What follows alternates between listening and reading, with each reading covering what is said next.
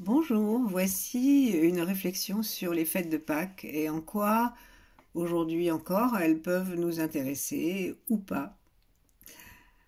Pour la plupart d'entre nous, Pâques est une fête imprécise qu'on aime bien à cause de son lundi férié, des chasses aux œufs qui occupent les enfants et de son goût chocolaté. Mais si Pâques est fêté depuis des millénaires, c'est que cela doit être quand même plus important qu'une cause d'indigestion. C'est une fête de début de printemps. Et toutes les célébrations célèbrent ce moment comme celui d'une renaissance. Et chez nous, les juifs et les chrétiens ont donné à cette fête le nom de Pâques, qui veut dire passage, d'après le nom hébreu Pessah. Le passage est universel. Dans nos vies, il y en a de nombreux, bordés par le premier et le dernier, qui sont la naissance et la mort. L'histoire des constellations, des civilisations et des sociétés est aussi faite de passages. Aujourd'hui, nous traversons l'incertitude des guerres, des massacres, les révolutions robotiques, numériques, les évolutions sociétales qui touchent jusqu'au genre des humains, l'heure de la mort ou la jouissance ordinaire de l'eau et de l'air. Nous sommes en plein passage, si bien que la fête de Pâques en devient encore plus actuelle et sa réflexion urgente. Je précise que nous lirons ces récits comme une mise en scène des symboles universels et de vertus, sans nous occuper de leur aspect historique, daté et donc forcément controversable. Le symbole n'étant pas ancré dans l'histoire, mais hors des datations, sa validité est permanente et sa signification s'adresse à tous. Alors, de quoi s'agit-il et quel est ce passage ? Eh bien d'abord, puisque c'est celui de l'hiver au printemps, c'est le passage du repliement à l'ouverture. Après le noir des troncs nus, voici une explosion de couleurs et de vie. Il y a de quoi être content. Dans le calendrier, on s'aperçoit que le jour augmente quotidiennement, puis il suffit d'une équinoxe à laquelle nous les hommes et aucun des vivants sur la terre ne prenons aucune part, et le temps de la lumière dépasse celui de l'obscurité. C'est une affaire cosmique. Une nuit, un jour, et hop, c'est fait. Comme le passager d'un train voit défiler les paysages sans avoir à conduire le train, la Terre nous emmène gentiment de l'hiver au printemps. Le passage est sans douleur. Derrière la vitre de nos yeux, nous regardons changer peu à peu le paysage, et c'est bon. Gardons au cœur cette orientation de Pâques et revenons un peu au sens du mot passage. Son radical est pas, le pas, celui qu'on fait pour marcher. Or, il suffit de regarder un bébé se lancer dans cette aventure pour se souvenir que faire un pas, c'est prendre un risque. Le bébé ne s'y essaye pas sans céder d'abord à deux mains, puis à une seule, puis il ne tangue d'un pied sur l'autre que pour un pas ou deux, avant de se retrouver d'un coup sur les fesses. Il expérimente que pour faire un pas, il faut soulever un pied, déplacer son centre de gravité, accepter d'être déséquilibré, se rattraper sur l'autre. Et pour marcher, il faudra recommencer. Qu'est-ce qui pousse le petit humain à un projet si insensé ? Le désir. D'abord, le simple désir de se déplacer verticalement. D'ailleurs, dès qu'il est un peu à l'aise, l'enfant court sans autre raison que le jeu et le plaisir de la course. Et puis, il y a le désir d'aller ici ou là, le désir et le plaisir de la destination, comme attraper un jouet, un petit gâteau, se jeter dans des bras. En un mot, le plaisir d'être vivant. Le pas pour l'humain, c'est donc le désir et le plaisir du mouvement dans la verticalité. Quand on va vers quelque chose d'agréable, ce plaisir s'accroît du plaisir anticipé de la destination, car alors nous avons une direction, nous savons vers où porter nos pas, et le désir d'arriver nous donne la motivation comme un petit moteur. Dans quelle direction positive vont les deux Pâques de la Bible ? Une seule, la liberté. C'est le désir initial dans ces récits, celui qui met leurs pieds en route. Lorsque les Hébreux se lancent à l'assaut de la liberté, ils sont décrits comme esclaves et personne, surtout pas Pharaon, ne les a incités à changer d'état. Personne ne les a forcés à quitter l'Égypte. Ils sont dans l'exercice de leur libre arbitre.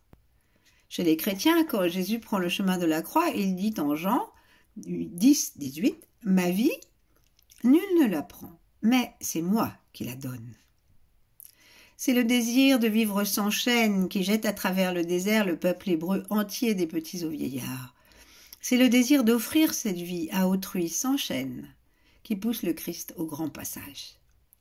Et la destination, elle prend le nom de leur désir, la liberté.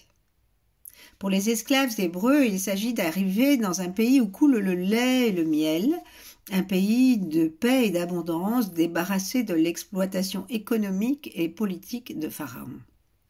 Pour les chrétiens qui suivent le Christ, il s'agit d'accéder à la réalisation de la vie de ressuscité et d'être débarrassé de la tyrannie de la mort. Pour le Christ, c'est d'en offrir aux autres le moyen. Et nous ?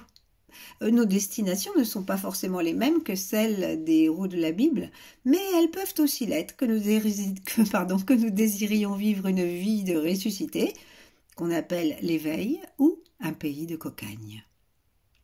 Hélas, quelle que soit la destination et la forme du passage, on ne peut échapper au déséquilibre transitoire expérimenté par le bébé qui commence à marcher. Aujourd'hui, comme hier, l'insécurité du pas est inévitable. C'est pourquoi dans nos vies cernées par les assurances, les doubles codes de sécurité, nous choisissons souvent l'immobilisme, nous refusons les Pâques. En restant assis, nous n'allons nulle part, ni dehors, ni dedans. Mais le proverbe nous a prévenus, on sait ce qu'on perd et on ne sait pas ce qu'on trouve. Donc, même si nous nous trouvons dans l'inconfort, nous le préférons au risque de vivre autre chose. Nous sommes bloqués par la peur des dangers sans être sûrs qu'ils arriveraient, refusant d'autant plus obstinément que les changements seraient profonds. Nous craignons et ce qu'il y a d'inconnu dans la destination et le temps du passage pour y arriver. Pour braver cette peur, il faudrait au moins la vision claire de l'état suivant. Et nous ne nous rendons même plus compte que la vision de notre Pâques nous mettrait en route vers la liberté, mais les puissants s'en souviennent, eux, qui des Romains antiques au maître d'aujourd'hui offrent pour panorama à notre regard du pain et des jeux, du cirque au sens large du terme et des écrans. Il faut reconnaître que selon l'aveu même de la Bible, le passage vers Pâques est difficile. 40 ans de désert, naître, vieillir, mourir dans les sables, ou bien mort sur une croix. Eh bien, si on n'a pas de vision transcendante, ça n'est pas encourageant. Voilà bien des passages dont on se passerait. Du coup, en plein chemin, il nous arrive de changer d'avis et de faire machine arrière, comme ces Hébreux qui se remirent soudain à adorer le veau d'or de leur esclavage.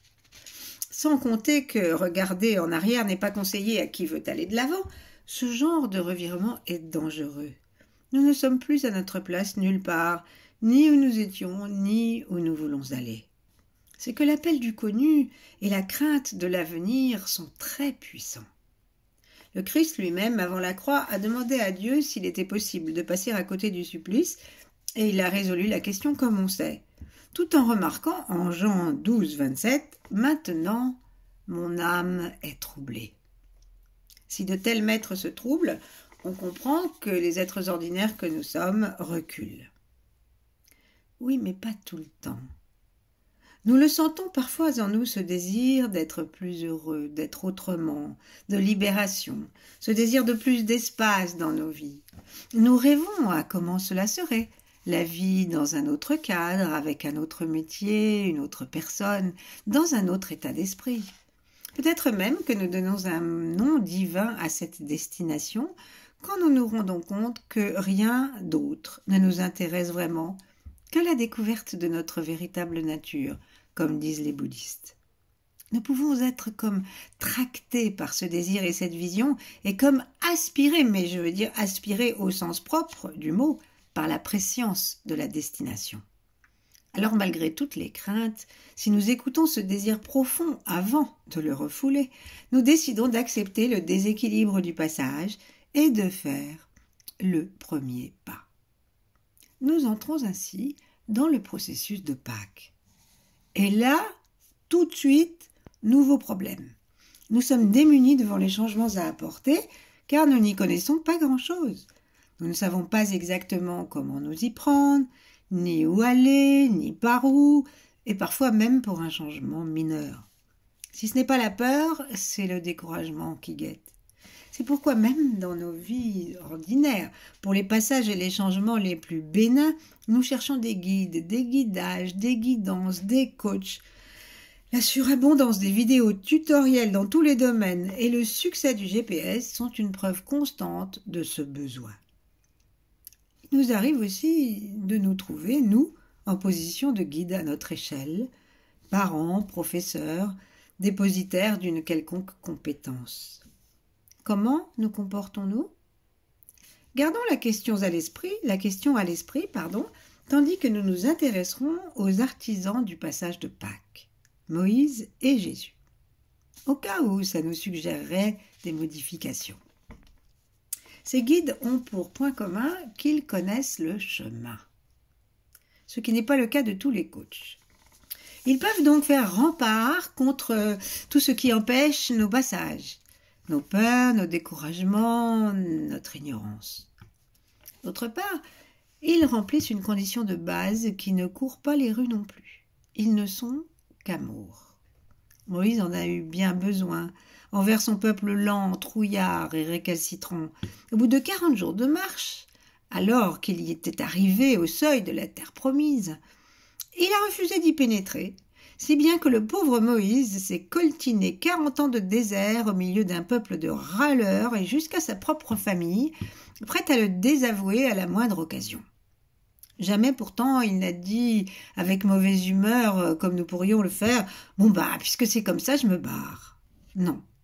Il est resté. Il a continué à les conduire jusqu'à ce que, pour la 2e fois devant la frontière, Dieu l'invite sur la montagne, lui découvre la terre promise et qu'il le relève enfin de son service. Il est écrit qu'il l'emporta nul ne sait où, puisqu'aujourd'hui encore, on cherche son tombeau. Pour Jésus, on ne peut pas comprendre sa vie, ni surtout sa fin, sans son amour. Comme pour Moïse, cet amour n'est pas une sorte d'assaisonnement ajouté à ses actions, il en est la source, la raison et le moteur. Ne prenons que l'exemple qui concerne Pâques. Sans amour, on ne peut pas donner sa vie en pleine force de l'âge et dans les conditions épouvantables de la crucifixion. La crucifixion, c'est du passé, certes, mais oserions-nous dire que la cruauté n'existe plus aujourd'hui sous une autre forme? Comment qualifier les exactions dont aujourd'hui nous sommes coupables ou complices? Les génocides, les tortures, les mutilations pour vente d'organes, l'esclavagisme, les condamnations de régions entières à la famine pour notre confort, et des prophéties énormes qu'ils en sont devenus abstraits. En ce qui concerne Jésus le crucifié, Paul remarquait qu'il y a bien peu d'hommes qui accepteraient de mourir de cette façon pour des gens qu'ils aimeraient, encore moins pour des inconnus. Alors, pour des gens hostiles, après un procès truqué par des groupes de pression et sous les colibets, les outrages de ceux-là même qui l'avaient aidé, qui? La dose d'amour de ces héros bibliques va jusqu'à transformer en eux la totalité des réactions ordinaires et naturelles des hommes. Ils ne sont que dons. C'est une aune que nous pouvons utiliser pour mesurer notre propre comportement dans la vie et notre façon d'être des guides quand cela nous échoit. En effet, la question posée par le monde actuel me semble être justement de savoir si nous voulons servir ou nous servir, quitte à asservir. La réponse pourrait nous indiquer vers où porter nos pas et notre Pâques à nous. Toutefois, il est indéniable que dons et abnégation ne suffisent pas à conduire les peuples. Il faut des pouvoirs et leurs preuves. Les guides, que sont Moïse et Jésus, sont des maîtres et ils ont l'autorité. Je voudrais donc m'arrêter sur 3 éléments du pouvoir de Moïse et de Jésus: l'eau, le bâton et le feu. Pour Moïse, avec l'eau, ça a l'air de commencer tôt, puisque son nom signifie « sauver des eaux ». L'eau peut être eau de vie, comme celle qui nous compose à 70%, ou l'eau de la source. elle est aussi eau de la mort. En l'occurrence, Moïse devait être assassiné par les soldats de Pharaon, comme tous les petits garçons hébreux à ce moment, et comme Jésus lors de sa naissance. Mais Rebecca, la sœur de Moïse, eut l'idée de le pousser sur le Nil, dans une sorte d'arche bitumée et imperméable, qui fera penser d'ailleurs à celle de Noé plus tard. La fille de Pharaon, qui se baignait là-bas, et non par hasard, le trouva mignon, l'apporta sur le champ, et c'est la propre mère du bébé qui lui fut donnée comme nourrice. Les eaux auxquelles Moïse échappa sont donc les eaux de la mort, et qui lui sauvèrent aussi la vie. Et bien de même, Joseph, père de Jésus, sauvera son bébé en s'enfuyant. Ainsi les eaux de la mort s'inclinent devant Moïse et Jésus, bébé, sans qu'il n'ait rien fait pour cela. En revanche, plus tard, tous deux montrent eux-mêmes leur pouvoir sur les eaux. Acculé devant la barrière infranchissable de la mer Rouge, poursuivi par les chars de Pharaon, Moïse tend son bâton et obtient des flots qui se séparent pour que le peuple entier traverse à pied sec. Lorsque c'est au tour des armées égyptiennes de passer, la mer se referme et les engloutit jusqu'au dernier. Perte totale des effectifs, fin de la poursuite, libération définitive des oppresseurs externes. Démonstration tellement extraordinaire que c'est ce passage d'un côté à l'autre que les Juifs nomment précisément Pessah, Pâques. Pour Jésus, il fait la démonstration de son pouvoir sur les eaux au sortir d'une sieste, en calmant une tempête effrayante sur le lac de Tibériade, juste en lui demandant de s'arrêter. Lui n'a pas fendu les eaux, il leur a rendu leur vertu de support, pour que l'eau porte la barque des apôtres au lieu de l'avaler. Il fait de même lorsqu'il marche dessus pour rejoindre ses amis en train de pêcher. En quoi ces récits nous concernent-ils ? Voyons leur symbolique.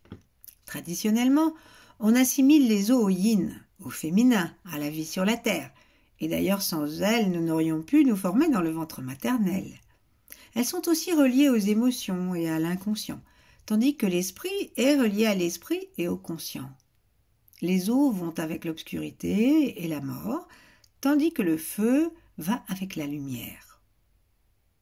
Avec ce Google Trad, retrouvons Moïse et son peuple devant la mer Rouge. Dans ce cas, disons que nous, le peuple, nous sommes bloqués devant la masse infranchissable de nos émotions et de notre inconscient, la mer, qui nous empêche d'aller vers un autre mode de fonctionnement, la terre promise, à pied sec, c'est-à-dire sans périr dans ces vagues émotionnelles où nous perdons pied. Mais il ne nous est pas signifié ici non plus de ne plus avoir d'émotions. Jésus et Moïse, tout en s'en montrant libérés, ne sont pas pour autant devenus des robots. Ils peuvent aimer, rire, pleurer ou se mettre en colère. Du reste, les textes ne disent pas qu'ils aient asséché les eaux.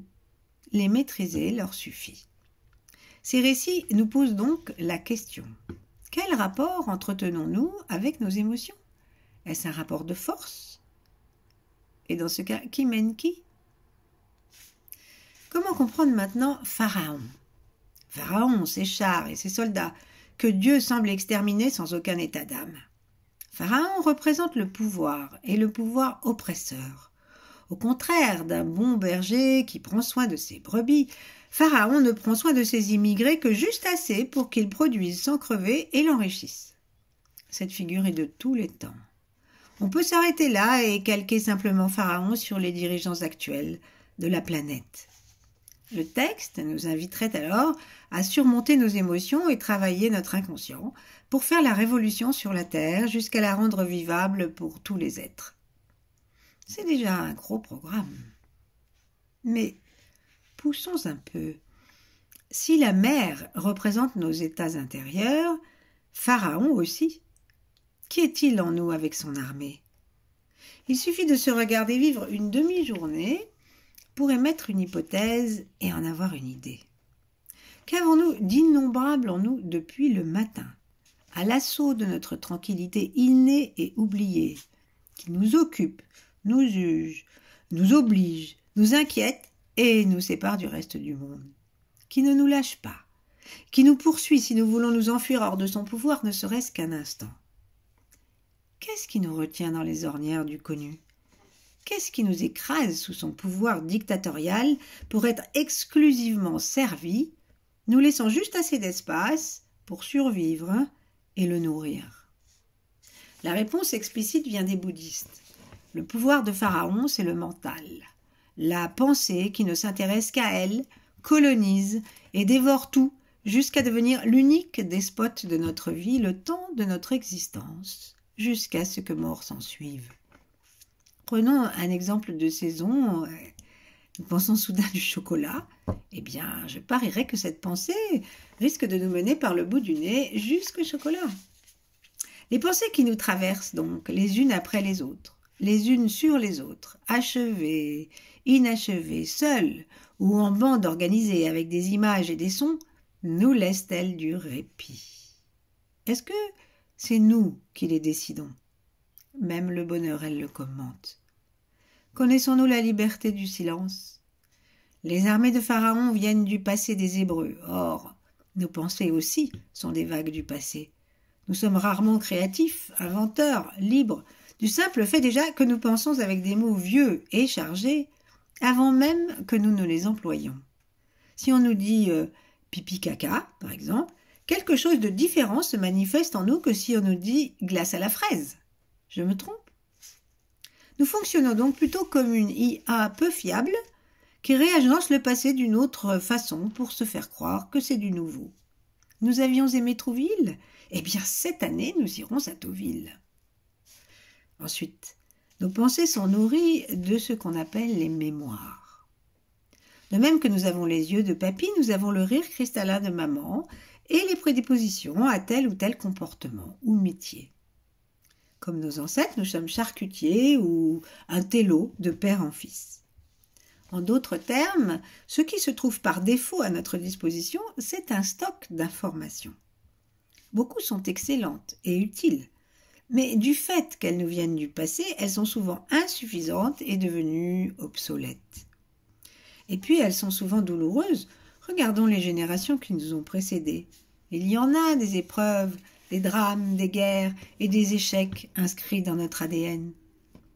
Si nous restons sur la même rive qu'elles, nous tournerons en rond dans l'espace restreint de ces mémoires ataviques, innombrables et puissantes, comme les soldats d'Égypte.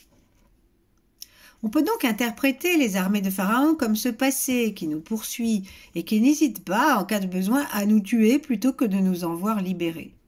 Il entretient nos galères, nos rancunes, nos maladies, nos addictions et, à l'échelle des nations, les guerres et saccages de la terre. Car tout cela ne vient pas de l'amour, mais d'une pensée sans direction ni paix, déconnectée du principe de vie de la conscience. Car la pensée est un instrument au service de la conscience universelle. Je dis conscience universelle pour remplacer le mot Dieu par un mot non connoté et que les scientifiques de la mécanique quantique emploient aussi. La conscience donne à la pensée pouvoir, sagesse et direction. Mais si on fait l'inverse, si on met la pensée en numéro 1, on élimine la conscience parce qu'elle est sans forme ni temps, infinie, donc impossible à cerner, échappant à tous nos repères habituels. Selon cette grille d'interprétation, l'engloutissement des forces de Pharaon dans le récit biblique ne met pas en scène la mort de milliers d'êtres habités par la vie de Dieu, mais raconte qu'il est possible de désactiver les mémoires et de s'affranchir des pensées. De l'autre côté de la mer, Rebecca, yin, femme, âme, prend son tambourin. Elle danse comme Shakti dans les étoiles et tout le peuple est en liesse. Affinons maintenant justement cette interprétation du peuple. C'est nous, oui, mais plus précisément, nous sommes individuellement le peuple entier devant la mer. Comme nous sommes les armées avec tout ce qui nous compose jusqu'au niveau cellulaire. Pessa nous dit que tout le monde doit passer de l'autre côté, du côté de la joie. Revenons maintenant aux héros de la fête, Moïse et Jésus. Il représente la conscience sur la terre. Il représente le guide, le moyen d'aller de l'autre côté. La possibilité et la voie de la libération, ce que l'Évangile appelle la bonne nouvelle. Ils sont pleinement hommes et pourtant ils sont un avec la source, le soi, je suis, si bien que, selon les mots de Paul aux Colossiens au sujet du Christ, toute la plénitude de la divinité demeure corporellement en lui. Pour Moïse, Dieu dit de lui qu'il lui parle bouche à bouche, c'est-à-dire dans l'union la plus intime. C'est cette union avec la puissance créatrice de l'univers qui fait leur force, parce que justement, ce n'est pas la leur. Moïse et Jésus, en nous, sont la conscience de l'être qui nous habite, avant, pendant, après nos pensées et mémoires, souveraines, après notre existence et avant. Tout le monde la possède sans en avoir pris conscience, justement. Comme M. Jourdain faisait de la prose sans le savoir, parce qu'elle va de soi. Par exemple, nos yeux voient, et nous trouvons ça tout à fait normal, mais sans la conscience de voir, à quoi cela servirait-il ? Ça nous arrive bien d'ouvrir nos yeux dans les rêves sans rien voir, ou même, absent dans notre voiture, de voir un feu vert sans nous rendre compte que nous devons repartir jusqu'à ce qu'on nous en informe.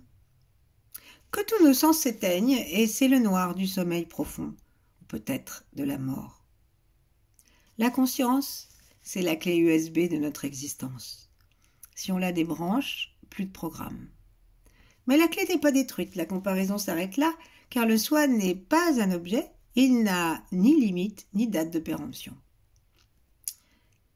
Alors si nous voulons réussir ce passage d'un monde à l'autre, il ne suffit pas de lire ou regarder ces histoires de Pâques comme de vieux trucs qui concernent peu notre vie à nous, quand bien même on y croirait.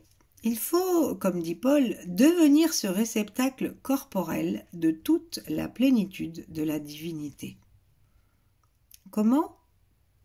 Outre tous les exemples de leur comportement que nous avons vus, la Bible nous donne l'image du bâton. Ce bâton, c'est un symbole universel de présence intérieure et de puissance.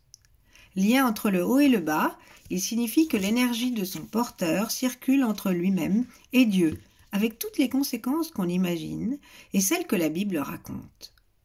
Les puissants les nomment des sceptres, les médecins des caducées, et on en retrouve l'écho dans la baguette magique des fées de notre enfance.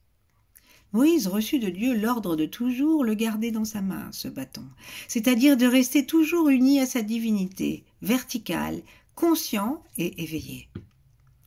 Grâce à ce bâton, il sauva la vie de son peuple en plusieurs occasions. Une fois, dans le désert, il y eut une attaque en règle de serpents des sables, et tout le monde se mit à mourir. Moïse monta au-dessus de sa tête son bâton, enroulé d'un serpent de bronze, et celui qui le regardait avait la vie sauve. Le bâton, c'est la colonne vertébrale. Le serpent qui monte, comme aussi dans le caducée, c'est ce que les Indiens nomment la montée de la Kundalini, cette énergie qui dort en bas de notre colonne vertébrale, lovée et cachée comme un serpent endormi. Ce qui s'élève autour de lui, de ce bâton, c'est donc le serpent de feu de la vie. Et on comprend que ceux qui le regardent avec assez de confiance, d'amour et de persévérance, le nombre des serpents de sable devant être assez incitatif, ceux-là vécurent l'éveil de leur propre Kundalini jusqu'à la conscience universelle. Ils n'avaient plus à craindre de serpent horizontal. Au plan symbolique, puisque Moïse est en nous, il faut donc tourner notre regard, et longtemps, vers l'intérieur. Regarder son bâton, c'est regarder notre propre colonne vertébrale ou notre canal central entre ciel et terre. Regarder longtemps.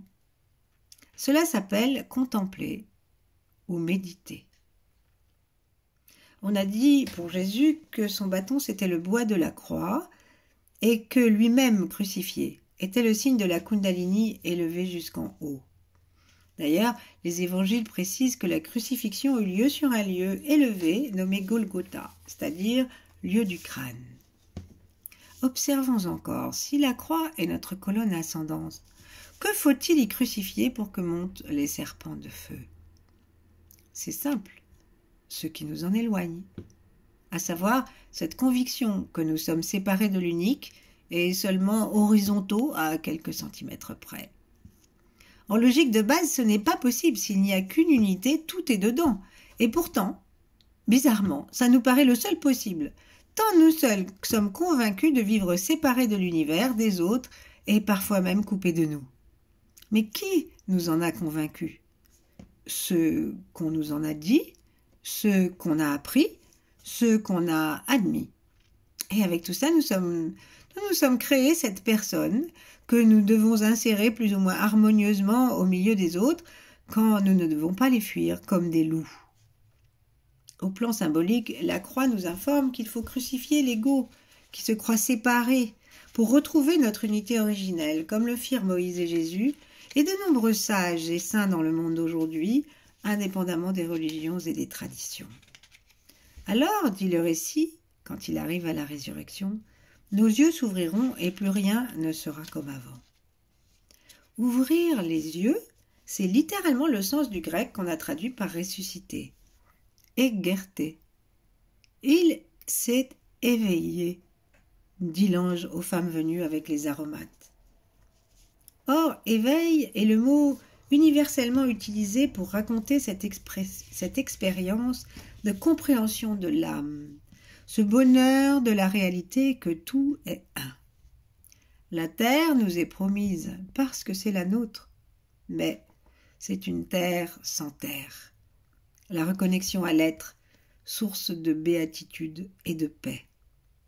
C'est pourquoi on n'a retrouvé ni le corps de Jésus, ni celui de Moïse, ni celui de plusieurs maîtres du Tibet et d'Inde qui ont su également s'en aller, sans laisser trace de leur corps sur la terre matérielle. Leur corps, devenu corps de feu, est juste retourné à leur source. En attendant, nous en avons un d'ego, et quand bien même nous souhaiterions le crucifier, on ne saurait pas trop où trouver les clous. Heureusement, comme nous avons vu Moïse et Jésus, ils n'assèchent pas les eaux qui traversent ou apaisent. Eh bien, il n'est pas nécessaire non plus de mettre à mort l'ego ni les pensées. Juste les diminuer assez pour les immobiliser, ce sont les clous, et passer sur l'autre rive, c'est la résurrection, l'éveil, dans l'expérience de l'être. Alors cette application qu'est le mental devient d'autant plus précieuse qu'elle est éclairée par la conscience, donc de plus en plus efficace. Nous en avons trouvé le bouton off et on peut se reposer comme on débranche l'ordi après utilisation. Nous sommes libérés de l'idée qu'il faut penser pour être. Il faut qu'il croisse et que je diminue, disait Jean-Baptiste au sujet de Jésus en réponse à des questions de disciples. Cela suffit. Car vouloir tuer ce mécanisme que la vie nous a donné, ne serait-ce pas alors encore introduire la rébellion et la division? Chaque année au printemps, Pâques nous exhorte donc à vivre plus heureux et nous encourage à nous mettre en route vers l'autre côté, du côté de l'un et de son pouvoir. Nous aussi, nous avons en nous ce serpent d'amour qui ne demande qu'à s'élever, bien que nous l'ignorions.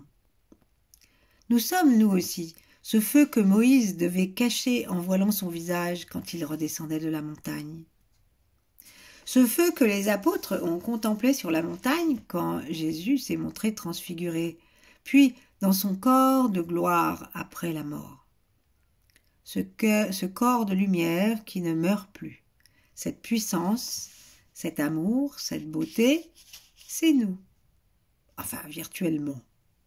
Pour le réaliser, si ça nous intéresse, il faudra d'abord examiner lucidement où nous en sommes. Ensuite, ne pas désarmer ces récits ou d'autres que nous donnent les traditions en les traitant de contes ou de fadaises, mais les prendre au sérieux.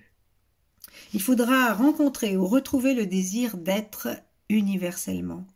Alors, cherchant le feu, nous nous laisserons attirer vers lui comme Moïse vers le buisson ardent, et nous verrons le courage de quitter notre lieu de servitude. Au lieu d'être pétrifiés par la peur, nous nous réjouirons du moment de déséquilibre d'un pied sur l'autre, parce que chaque pas nous mènera, sur l'instant, à plus de joie, plus de vie, plus d'amour. Jésus et Moïse nous ont donné la direction, vers le haut, sur la montagne, jusqu'à la fine pointe de nous-mêmes. Là, l'énergie du seul vivant qui vit en toute chose pourra nous toucher, nous faire passer et nous unifier à lui. Pâques nous dit « Cherche ta montagne, ton lieu d'éveil. Vas-y, tu verras que la lumière est en toi, le pouvoir est en toi, la vision est en toi, la liberté est en toi. Retrouve ta véritable nature et tu vivras que tu es Dieu, puisqu'il n'y a que lui. Et tu pourras crier à l'hiver avec le printemps « Mort, où est ta victoire ?» Tu ne te prendras plus seulement pour ces 70 kilos qui vont mourir quelque part, mais tu expérimenteras « Je suis », le sentant, sans limite.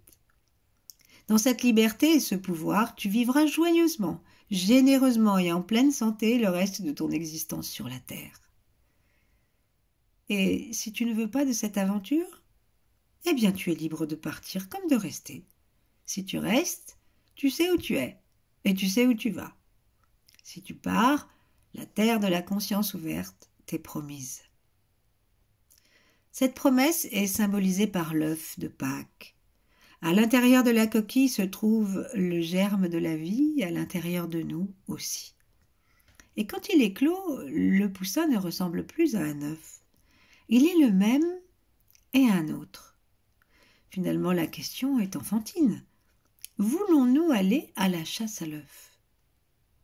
La réponse nous appartient. Merci. À bientôt.